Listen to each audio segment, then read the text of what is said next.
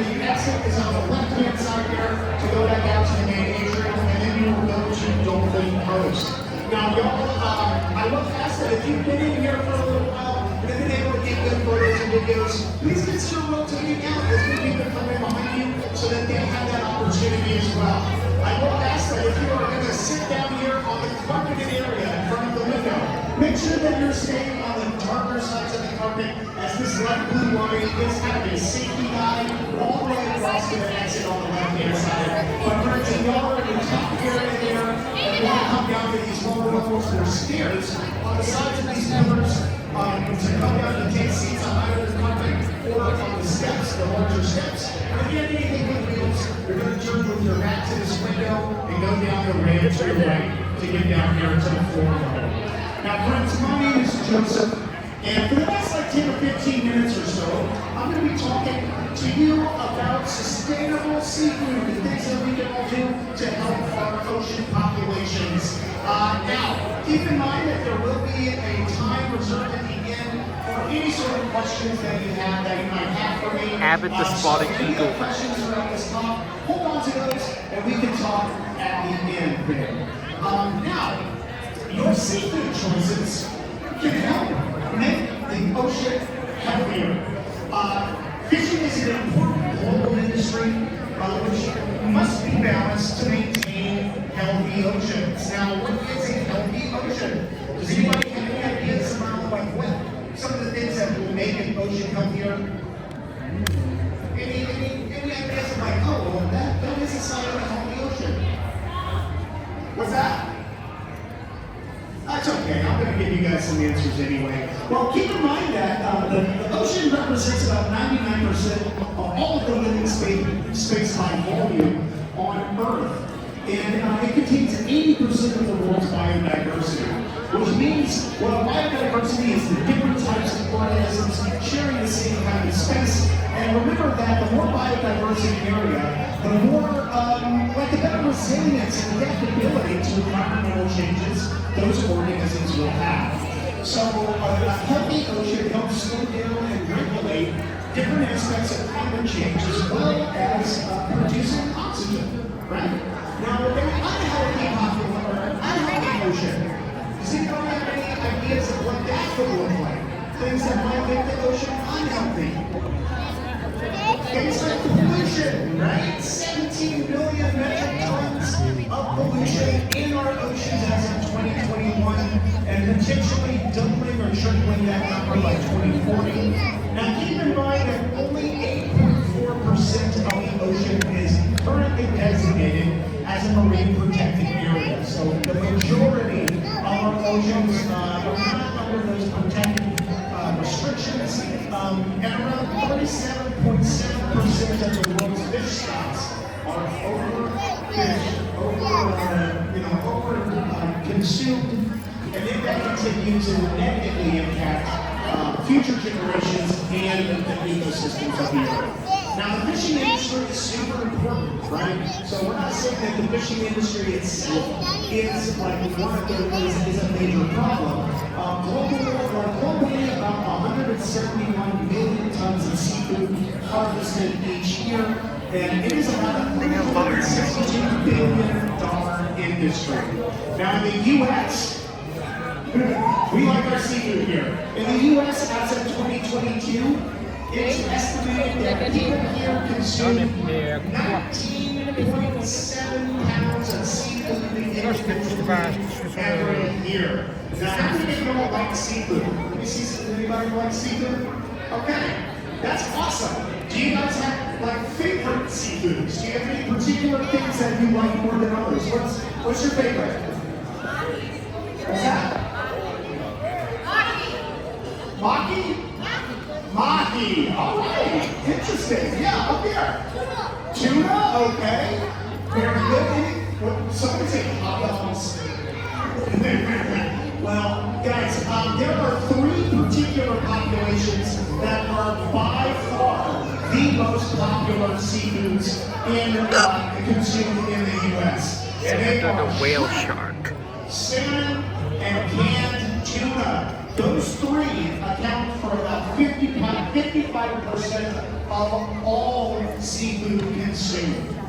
Now, there are certain fishing methods that are sustainable, that comes from fisheries or aquaculture operations that minimize harmful environmental impacts and assure good working conditions and support the livelihood and economic benefits throughout the entire supply chain. Now, some of those sustainable methods are things like polar line fishing, where you're catching, one or more fish with weighted hooks. So if you'll have ever been fishing just like, out on the river or here, that's going to be polar line fishing. You can do things like pads, which are like cage-like things that are easily to enter or hard to exit. But there are also a lot of unsustainable seafood catching practices, such as bottom trawling. Now, that is when nets are going to be pulled along the seafloor, destroying all sorts of different ecosystems and resulting in a lot of damage. We also have gill nets, which are walls of netting that where animals are easily trapped, but also, again, it's hard to catch individually. It's hard to be very intentional about what we catch. And so, a lot of things that don't just by catch for them too. The same thing with long lines, which are miles and weighted hooks. Now, aquariums are helping lead the way in teaching about sustainable seafood. Just like the Monterey Bay Aquarium. Have you all heard of the Monterey Bay Aquarium out in California? Well, they have a thing called Seafood Watch, which provides different assessments and guides based on the data to help provide accessible information on fishing practices and populations. And just last year, the Seafood Watch program there celebrated the 20th anniversary of this successful program. So with just a few simple steps, you too can begin to put to be a part of the solution for sustainable seafood and for healthy ocean ecosystems. Well, how do you do that? Well, learn about best options for seafood and that you already eat. So if you have certain things that you already enjoy, make sure that you are asking questions at stores and restaurants, asking about how and where they were caught. And then trying new things as well, my friends. That is so important. Even if you have certain things that are really great, really enjoying, try new, different types of seafood and branch out and ease pressure on those most popular populations. So what I'm saying is that in order to truly become part of that solution, helping for healthier fish populations and ocean ecosystems, what you can do is be a seafood-savvy consumer. Now, I know that was a lot of information right up front, so if you want to take this time to explain to all of you, if you have any questions about sustainable seafood practices, or we can also talk about any questions you have about fishing here, or anything that we've seen in the aquarium so far today. So, does anybody have any questions for me that you'd like for me to answer on microphone? Okay, well, if you do have any questions going forward, again, my name is Joseph. Currently, I'm over here at the podium on the right-hand side of the window. I'm happy to come chat with you. Now, before I get off my microphone, again, friends, I would like to remind you that if you have reservations for that 4 p.m. Dolphin Show, you have a little less than 10 minutes to get from here over to Dolphin Coast. So you'll go out the exit on the left-hand side back into the main atrium, and then up the escalator to Dolphin Coast and follow that home. Again, if you have any questions, come chat with me over here at the podium. Again, my name is Joseph, and I hope you're having a awesome day here at Georgia Aquarium.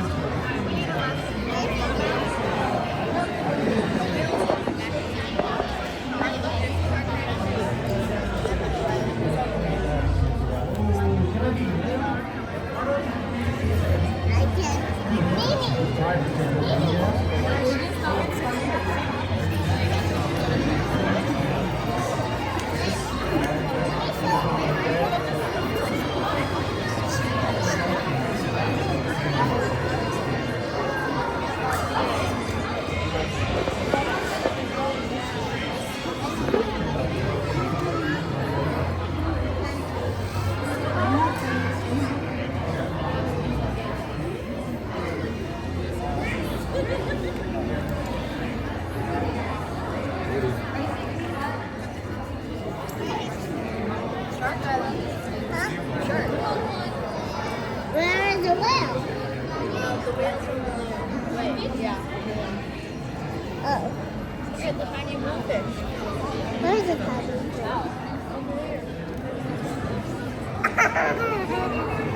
I won't put my fish. Diver. Those fish are people there. People diver. People Okay, diver. look at this one. That one's big. Where's whale? Whale's right there. A whale there. Where's it? Look, a shark. What? There's a shark. It's right under us. Right there. Look, it's a big whale. I can do There's a whole bunch of divers.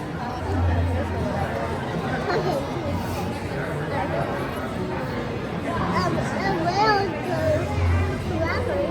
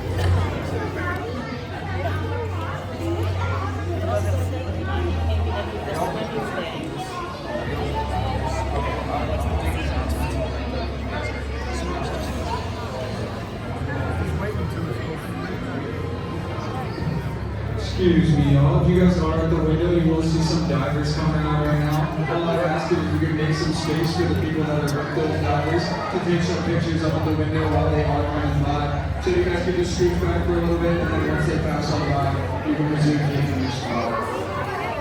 Thank you.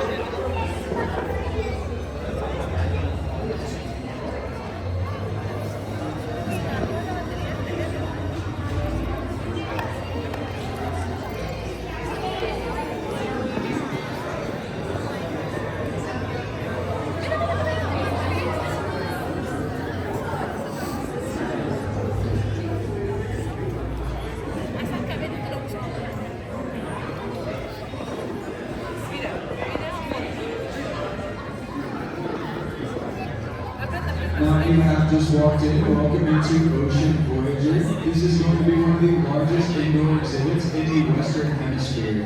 So this totals around 6.3 million gallons of water and is about 100 yards long, or about as long as your average American football field. So we would be sitting in one of the end zones. The tunnel that you might have walked through earlier would be about the 50-yard line, and then the other part of the exhibit would be the other end zone.